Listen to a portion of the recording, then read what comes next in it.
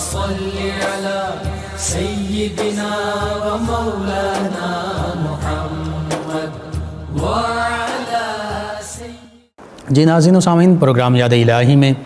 روزانہ عظیم ہستیوں کے تذکار پاک کیے جاتے ہیں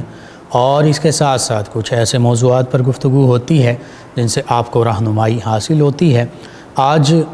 اولیاء کاملین صالحین، اللہ کے نیک اور مقرب بندوں کی عظمت، رفعت اور شان کیا ہے، اس حوالے سے گفتگو ہوگی۔ اس سے پہلے کتاب الشفا سے آج کا وظیفہ اولاد کی کامیابی اور عزت کے لیے روحانی وظیفہ، یہ درود پاک ہے، اس کو آپ سماعت فرما لیجئے اور اس کو آپ یوٹیوب چینل یاد الہی سے ڈاؤن لوڈ کر کے دیکھ بھی سکتے ہیں، سن بھی سکتے ہیں، پڑھ بھی سکتے ہیں۔ اللہم صلی علی سید العالمین، اللہم صلی علی سید العالمین حبیبک سیدنا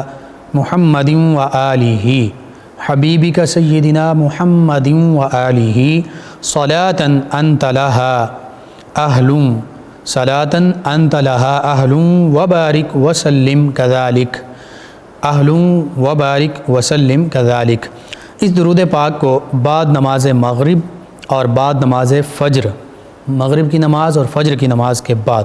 71 مرتبہ اور باقی نمازوں کے بعد 7 مرتبہ پڑھنے سے اولاد کو معاشرے میں باعزت مقام حاصل رہے گا۔ تو والدین اپنی اولاد کے لیے، ان کی کامیابی کے لیے، معاشرے میں باعزت مقام کے لیے لازمی یہ پڑھیں۔ انشاءاللہ اللہ سبحانہ وتعالی اولاد کو کامیابیاں بھی عطا فرمائے گا، معاشرے میں باعزت مقام بھی عطا فرمائے گا۔ آپ اپنے معمول کا حصہ بنائیے، اپنے اعزاء، قریبہ، رشتہ دار، دوست، احباب، پڑوسیوں، محلہ دار، امت مسلمہ تک پہنچائیے۔ میرے آپ کے ہمارے بتانے سے امت مسلمہ میں سے کسی بھی ہمارے مسلمان بہن بھائی، کسی مسلمان فرد کا فائدہ ہوتا ہے۔ انشاءاللہ یہ میرے آپ کے ہم سب کے لیے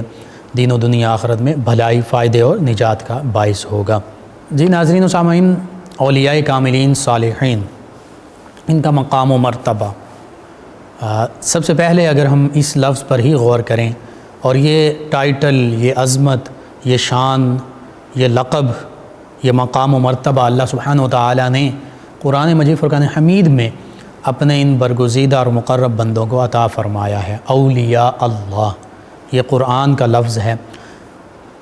ولی کی جمع ہے اولیاء، اور ولی کے کئی معنی ہیں جو خاص طور پر اس کے معنی ہیں۔ اس میں ولی کا معنی ہے دوست، ولی کا معنی ہے قریبی، اور ولی کا ایک معنی مددگار بھی ہے۔ تو یوں جب اولیاء اللہ کا ہم ذکر کرتے ہیں تو اس کا معنی ہوتا ہے اللہ کے دوست، اللہ سے قرب رکھنے والے، اللہ کے مقرب بندے اور اللہ سے لو لگانے والے۔ ہاں، اللہ کی عطا سے یہ مددگار بھی ہیں، اور وہ کیسے؟ جیسے سورہ تحریم میں 29ویں پارے میں اللہ سبحانہ وتعالی نے ارشاد فرمایا فَإِنَّ اللَّهَ هُوَ مَوْلَاهُ۔ یہ مولا یا ولی، اولیاء، یہ سارے ہم معنی الفاظ ہیں، مترادف الفاظ ہیں۔ اللہ سبحانہ وتعالی ارشاد فرماتا ہے فَإِنَّ اللَّهَ هُوَ مَوْلَاهُ وَجِبْرِيلُ وَصَالِحُ الْمُؤْمِنِينَ وَالْمَلَائِكَةُ بَعْدَ ذَلِكَ ظَهِيرٌ۔ اب اس کا ترجمہ کیا ہے؟ اللہ سبحانہ وتعالی نے فرمایا پس بے شک، فَإِنَّ اللَّهَ، پس بے شک اللہ، ہوا مولاہ، وہ آپ کا مولا ہے، آپ کا مددگار ہے، وجبریل، اور جبریل بھی آپ کا مددگار ہے، جبریل امین علیہ السلام بھی آپ کے مددگار ہیں، وصالح المؤمنین، اور تمام صالح مومن یعنی اولیاء اللہ، تمام اللہ کے نیک بندے، یہ بھی آپ کے مددگار ہیں، والملائکۃ بعد ذلک ظہیر، اور فرمایا اس کے بعد تمام ملائکہ، تمام فرشتے بھی آپ کی مدد پر موجود ہیں۔ تو اس آیت مبارکہ کے مطابق اللہ سبحانہ وتعالی نے ارشاد فرمایا کہ بندہ مومن کے مددگار کون کون ہیں؟ فرمایا پس بے شک سب سے پہلے وہ اللہ آپ کا مددگار ہے، اور یہ آیت مبارکہ براہ راست آقا کریم صلی اللہ علیہ وآلہ وسلم سے خطاب ہے اس آیت مبارکہ میں، اور آقا کریم صلی اللہ علیہ وآلہ وسلم کے تصدق سے یہ جن کا اس آیہ مبارکہ میں ذکر ہے، یا کہ کریم صلی اللہ علیہ وآلہ وسلم کے بھی ممد و معاون ہیں، مددگار ہیں، اور اس کے ساتھ ساتھ یہ امت مسلمہ کے بھی مددگار ہیں، معاون ہیں، مدد فرمانے والے ہیں۔ اللہ سبحانہ وتعالی نے وضاحت کے ساتھ، صراحت کے ساتھ اس آیت مبارکہ میں ذکر فرما دیا، فرمایا پس اللہ وہ بھی آپ کا مولا ہے، آپ کا مدد کرنے والا ہے، آپ کا دوست ہے، آپ کا مددگار ہے۔ جبریل امین علیہ السلام بھی آپ کی مدد کرنے والے ہیں، آپ کے دوست ہیں، مددگار ہیں۔ اور پھر فرمایا تمام مومنین، لیکن مومنین صالحین یعنی اولیاء اللہ، اور اس میں بدرجہ اولا سب سے پہلے صحابہ کرام علیہم الرضوان، اہل بیت کرام علیہم الرضوان، یہ سب سے پہلے شامل ہیں۔ تمام کے تمام صحابہ کرام علیہم الرضوان، تمام کے تمام اہل بیت کرام علیہم الرضوان یہ صالح المؤمنین ہیں، یہ اللہ کے نیک بندے ہیں، یہ اولیاء اللہ بھی ہیں۔ اور فرمایا کہ پس بے شک اللہ وہ آپ کا مولا ہے، وہ آپ کا مددگار ہے، جبریل امین علیہ السلام آپ کے مددگار ہیں، تمام صالح مومنین جو ہیں، تمام نیک مومنین اولیاء اللہ وہ آپ کے مددگار ہیں۔ اور پھر فرمایا اس کے بعد تمام کے تمام ملائکہ آپ کے مددگار ہیں۔ یعنی اس آیت مبارکہ میں 4 لوگوں کا ذکر فرمایا کہ جو بندہ مومن کے مددگار ہیں۔ سب سے پہلے اللہ رب العزت کی ذات بابرکات، پھر سیدنا جبریل امین علیہ السلام، پھر تمام کے تمام اولیاء کاملین صالحین، اور پھر فرمایا تمام کے تمام ملائکہ یہ مومن کی مدد کرنے والے ہیں۔ اور اسی طرح سورہ مائدہ میں آیہ مبارکہ 56 سے 60 اس کے درمیان میں خاص طور پر جو 2 آیات بینات، ان میں بھی بندہ مومن کی مدد کرنے والے کون ہیں ان کا ذکر فرمایا۔ انما ولیکم اللہ ورسولہ والذین آمنوا الذین یقیمون الصلاۃ۔ یہاں فرمایا کہ بے شک تمہارا مددگار اللہ ہے، اللہ کے رسول صلی اللہ علیہ وآلہ وسلم ہیں، اور وہ ایمان والے ہیں جو نماز قائم کرنے والے ہیں، جو زکوٰۃ ادا کرنے والے ہیں۔ اور پھر فرمایا وَمَن يَتَوَلَّ اللَّهَ وَرَسُولَهُ فَإِنَّ حِزْبَ اللَّهِ فَأُولَٰئِكَ هُمُ الْغَالِبُونَ۔ فرمایا جس کی مدد کرنے والے اللہ کے رسول اور تمام ایمان والے ہوں، یہی تو اللہ کا گروہ ہے، یہی تو حزب اللہ ہیں، اور فرمایا کہ یہی غالب آنے والے ہیں۔ تو ان آیات بینات، یہ 2 آیات بینات، اس کے علاوہ بھی کئی آیات بینات ہیں جو اولیاء اللہ کی شان اور ان کی مدد کو ظاہر کرتی ہیں، بیان کرتی ہیں۔ اللہ سبحانہ وتعالی نے فرما دیا سورہ تحریم میں اور سورہ مائدہ میں کہ اللہ بھی ایمان والوں کی مدد فرماتا ہے، اور سیدنا جبریل امین علیہ السلام بھی ایمان والوں کی مدد فرماتے ہیں، اور تمام اولیاء اللہ صالح المؤمنین وہ بھی ایمان والوں کی مدد فرماتے ہیں، تمام ملائکہ، تمام فرشتے بھی ایمان والوں کی مدد فرماتے ہیں۔ اور پھر سورہ مائدہ میں فرمایا کہ بے شک تمہارے مددگار اللہ بھی ہیں، اللہ کے رسول صلی اللہ علیہ وآلہ وسلم بھی ہیں، اور وہ تمام ایمان والے یعنی اولیاء اللہ بھی ہیں جو نماز بھی قائم کرتے ہیں، زکوٰۃ بھی ادا کرتے ہیں۔ اور پھر آگے فرما دیا جن کے یہ مددگار ہوں یعنی اللہ، اس کے رسول صلی اللہ علیہ وآلہ وسلم اور ایمان والے، فرمایا یہی تو اللہ کا گروہ ہے، یہی تو اللہ کی جماعت ہے، اور فرمایا یہی غالب آنے والی ہے۔ تو یوں یہ اولیاء اللہ کی شانیں ہیں۔ اللہ سبحانہ وتعالی خود ذاتی طور پر مدد فرماتا ہے، اور اللہ کے نبی صلی اللہ علیہ وآلہ وسلم، صحابہ کرام، اہل بیت کرام جو صالح المؤمنین میں شامل ہیں، حتیٰ کہ انبیاء کرام علیہم السلام یہ بدرجہ اولا صالح المؤمنین میں شامل ہیں، اور اللہ کے نبی بھی ہیں، اور پھر تمام فرشتے، جبریل امین علیہ السلام، اور عام مومنین جو نماز قائم کرنے والے ہیں، جو زکوٰۃ ادا کرنے والے ہیں، اور وہ اللہ کے نیک بندے جب تقرب اللہ کا پا لیتے ہیں تو اللہ فرما رہا ہے یہ تمہارے مددگار ہیں۔ یہ اللہ سبحانہ وتعالی نے اپنے انبیاء کرام علیہم السلام کو، صحابہ کرام علیہم الرضوان کو، اہل بیت کرام علیہم الرضوان کو، اولیاء کاملین صالحین کو یہ مقام و مرتبہ عطا فرمایا ہے کہ وہ اللہ کی عطا سے، اللہ کی دی ہوئی طاقتوں سے اللہ کے بندوں کی، مومنین کی مدد فرماتے ہیں۔ اسی طرح اولیاء اللہ کی شان یہ بھی ہے، الا ان اولیاء اللہ لا خوف علیہم ولا هم یحزنون۔ فرمایا خبردار، سن لو، جان لو، بے شک اولیاء اللہ جو ہیں ان پر نہ کوئی خوف ہے اور نہ ہی یہ غمگین ہوں گے۔ اور فرمایا الذین آمنوا وکانوا یتقون، اولیاء اللہ کی شان کیا ہے، ان کی نشانیاں کیا ہیں، کیونکہ آج بعض اوقات غیر شرع لوگ جو ہیں، شریعت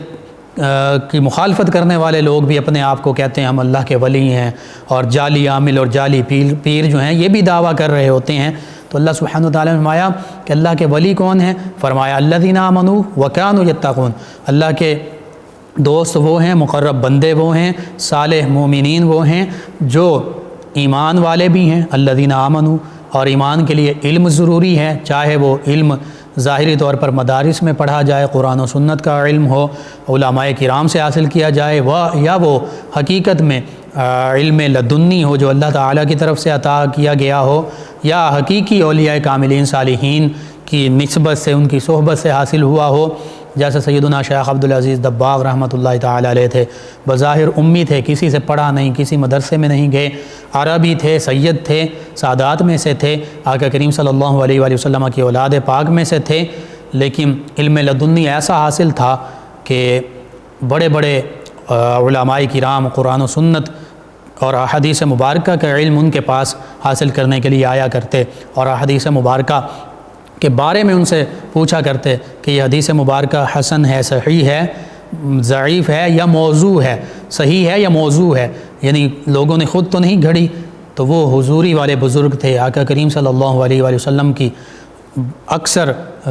بارگاہ میں حاضر رہا کرتے، زیارت سے مشرف ہوا کرتے، آقا کریم صلی اللہ علیہ وآلہ وسلم کی بارگاہ میں حدیث مبارکہ عرض کرتے، پیش کرتے، آقا کریم صلی اللہ علیہ وآلہ وسلم فرماتے کہ یہ صحیح ہے تو بتا دیتے کہ یہ صحیح ہے، آقا کریم فرماتے کہ یہ موضوع ہے، لوگوں نے جھوٹ گھڑا ہے، خود وضع کی ہے، تو وہ بتا دیتے علماء کرام کو، لوگوں کو کہ یہ تو وضع کرتا ہے، یہ موضوع ہے، یہ صحیح حدیث نہیں ہے۔ تو یوں جیسے سیدنا خضر علیہ السلام کو علم لدنی حاصل ہوا، وعلمناہ من لدنا علما، اللہ فرماتا ہے ہم نے تو اسے یعنی سیدنا خضر علیہ السلام کو علم لدنی عطا فرمایا۔ تو علم لدنی اللہ سبحانہ وتعالی اپنے خاص بندوں کو عطا فرماتا ہے، اولیاء اللہ کو عطا فرماتا ہے۔ تو بہرحال جاہل جو ہے، جیسے حضرت سلطان باہو رحمۃ اللہ علیہ نے بھی فرما دیا تھا کہ علم باز جو کرے فقیری، کافر مرے دیوانہ ہو،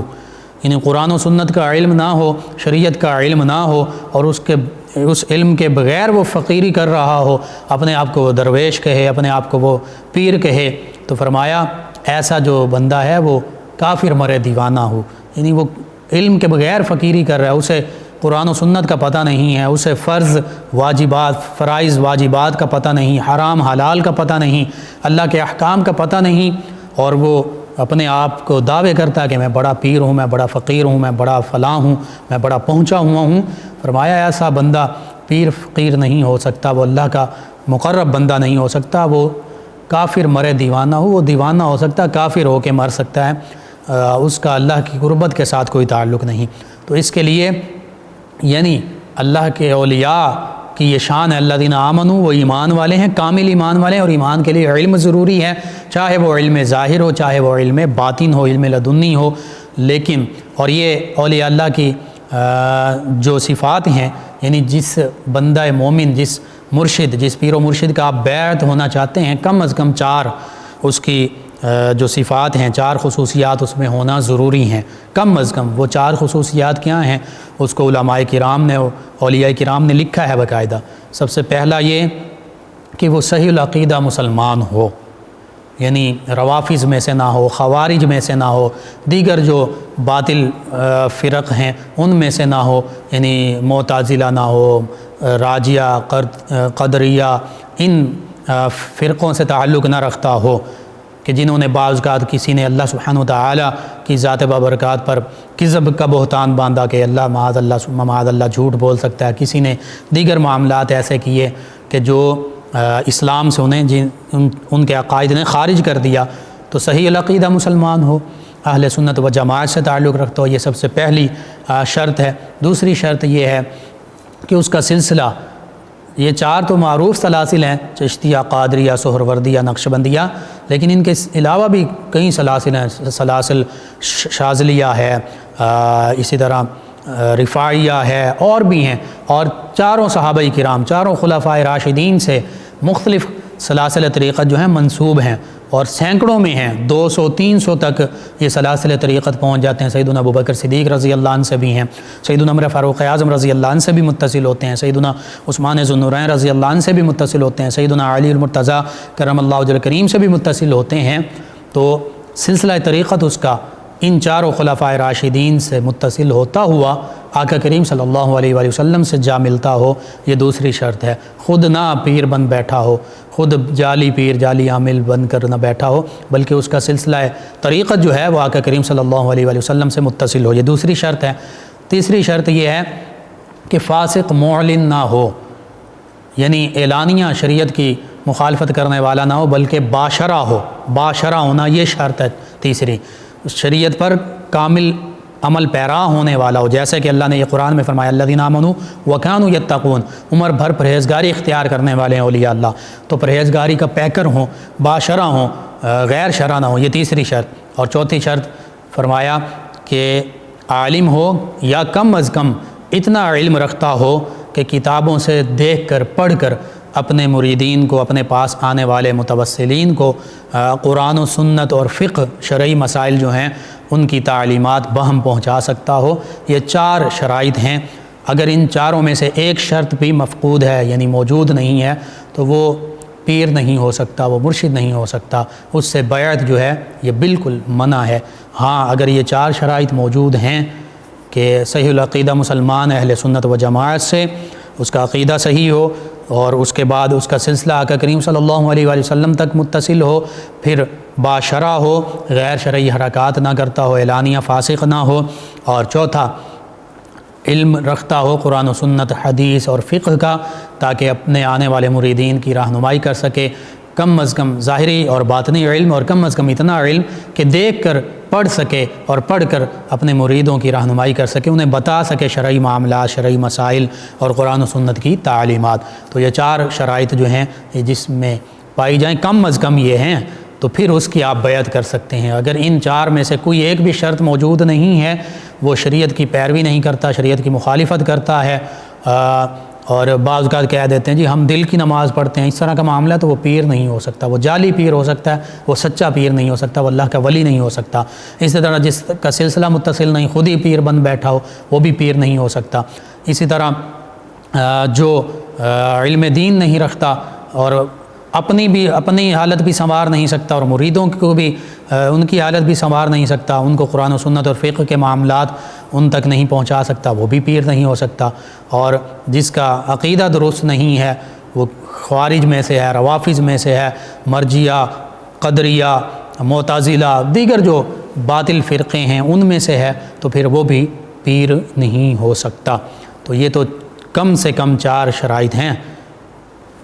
بہرحال اولیاء اللہ کی شان تو یہ ہے، اسی سورہ یونس کی جو آیات بینات اللہ نے فرما دیا، علم والے ہیں، ایمان والے ہیں، ایمان علم سے حاصل ہوتا ہے، اور تقوی کے پیکر ہیں، پوری زندگی پرہیزگاری اختیار کیے رکھتے ہیں۔ پھر ان کے لیے کیا ہے، لہم البشریٰ فی الحیات دنیا و فی الآخرہ، دنیا کی زندگی میں اور آخرت میں ان کے لیے بشارتیں ہیں، خوشخبریاں ہیں۔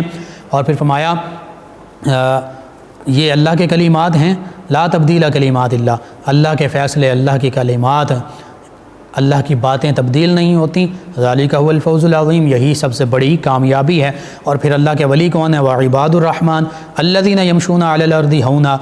اللہ کے بندے تو وہ ہیں جو زمین پر عاجزی ان کی ساری کے ساتھ چلتے ہیں۔ وَإِذَا خَاطَبَهُمُ الْجَاهِلُونَ قَالُوا سَلَامًا، جب کوئی جاہل ان سے مخاطب ہوتا ہے، الجھنے کی کوشش کرتا ہے، وہ کہتے ہیں تمہیں سلام ہو۔ اور پھر وَالَّذِينَ يَبِيتُونَ لِرَبِّهِمْ سُجَّدًا وَقِيَامًا، جب وہ اللہ کی بارگاہ میں حاضر ہوتے ہیں، راتیں یوں گزارتے ہیں کہ سجدوں میں اور قیام میں ان کی راتیں گزر جاتی ہیں، اور اللہ کی بارگاہ میں عاجزی ان کی ساری کے ساتھ اپنی مغفرت طلب کرتے ہیں۔ یہ اولیاء اللہ ہیں، ان کی شانیں قرآن مجید فرقان حمید میں جا بجا موجود ہیں۔ اللہ فرماتا ہے ان الذین آمنوا وعملوا الصالحات سیجعل لهم الرحمن ودا، کہ بے شک یہ جو اللہ کے ولی ہیں، ایمان والے اور عمل صالح بجا لانے والے، فرمایا اللہ تعالیٰ تو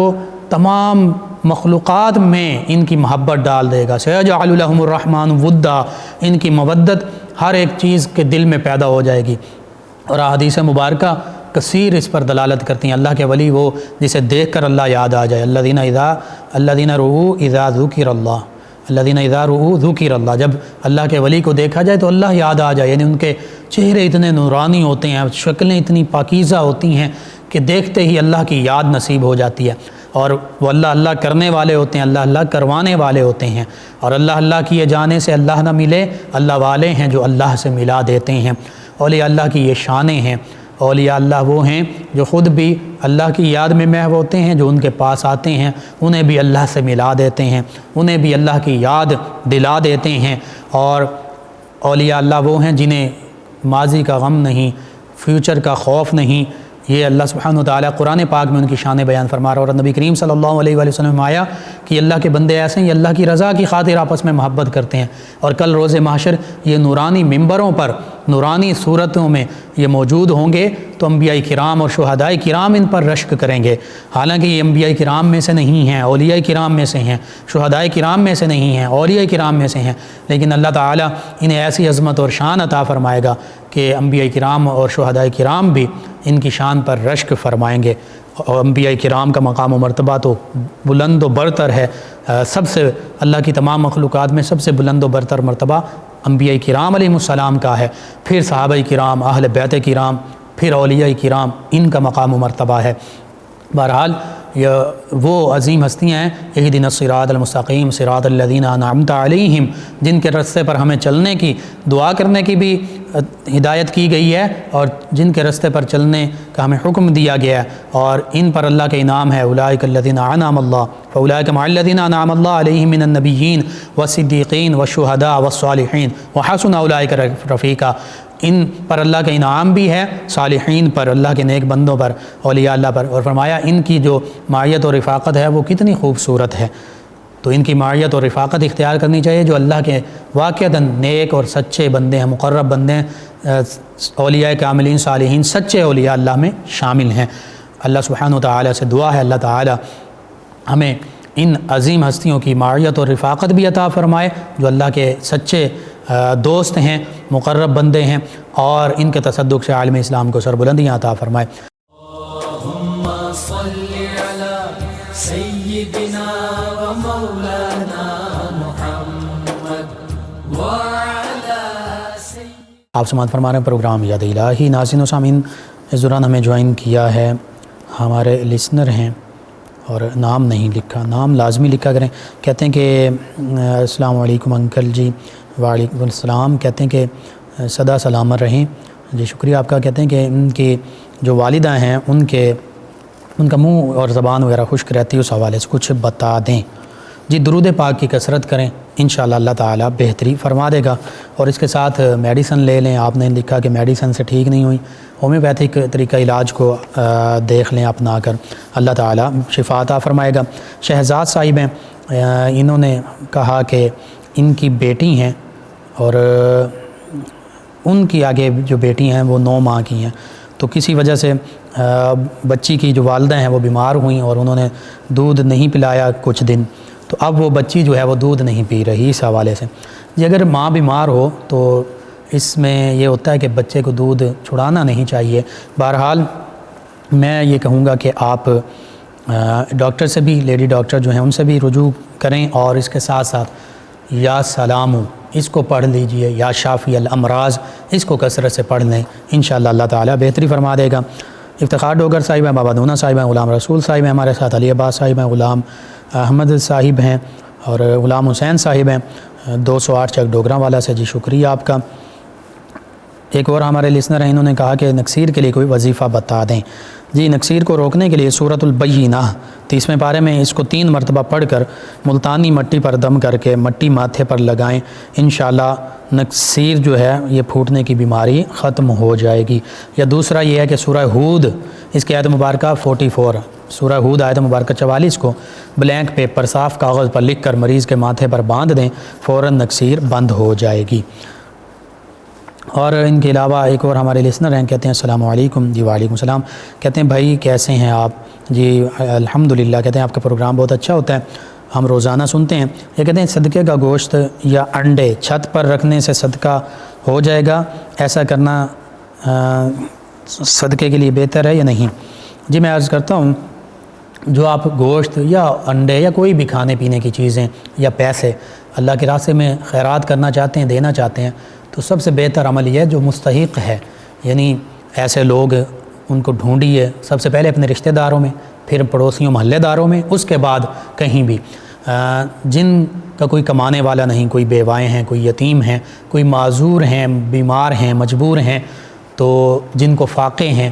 ان تک پہنچائیے، پھر صدقہ ادا ہوگا۔ سب سے پہلے اپنے رشتہ دار، پھر پڑوسی محلے دار،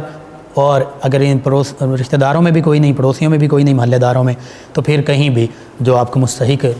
ملتا ہے اس تک پہنچائیے۔ یہ اوپر پھینک دینا، اور بظاہر اس سے پرندے وغیرہ بعض اوقات کھا لیتے ہیں، جانور بھی، لیکن بہتر یہی ہے کہ جو انسان بھوکے ہیں ان تک پہنچایا جائے۔